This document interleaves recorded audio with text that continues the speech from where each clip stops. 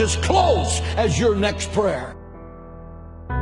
Prayer is the weapon that God has given His children to wage war in the heavenlies.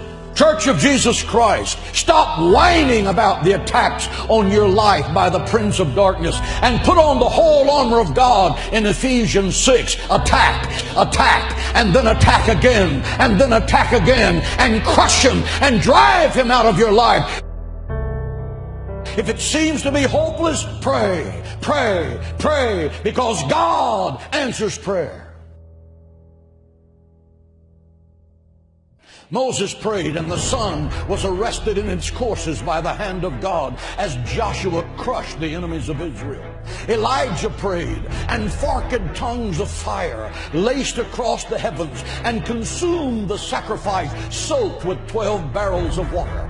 Hezekiah prayed, and I'm talking about Old Testament prayer right now. Hezekiah prayed, and 185,000 Assyrians that surrounded Jerusalem, promising to slaughter every Jew in the sacred city. The next morning, Hezekiah rolled out the letter that General Sennacherib had sent to him, mocking his God and mocking the people of Israel.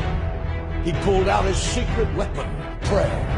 He laid that letter before the Lord and said, God, your honor is at stake. Let God arise, and let his enemies be scattered. Your word said, he that keepeth Israel neither slumbers nor sleep. And that night, the death angel from heaven came and swept through the camp of the Assyrians. He smote the sentry standing at his post. He smote the infantry slumbering in their tents. He smote the generals as they made their battle plans to destroy the sacred city.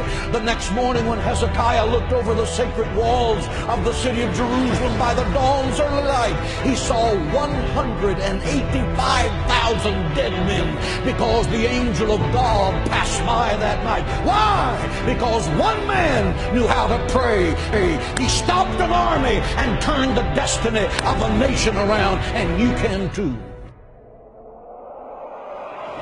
Because Satan is a defeated foe. Christ has given you the keys of death, hell, and the grave. You are a child of God, and the royal blood of heaven is flowing in your veins. You are destined to be more than a conqueror through Christ.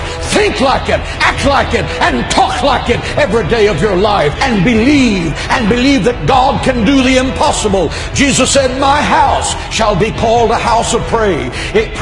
If you want power with God, learn to pray. If you don't know how to pray, you will never be successful. I have preached the gospel of Jesus Christ for 44 years.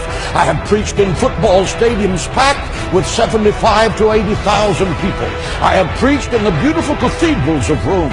I have preached in the mud huts of third world nations. I have preached to millions of people around the world by radio and television. Why did it happen? It happened because my mother went to war with the devil for my soul in her prayer room, and the devil lost. She prayed me out of the fires of hell and into the gates of heaven. Prayer works. Try it.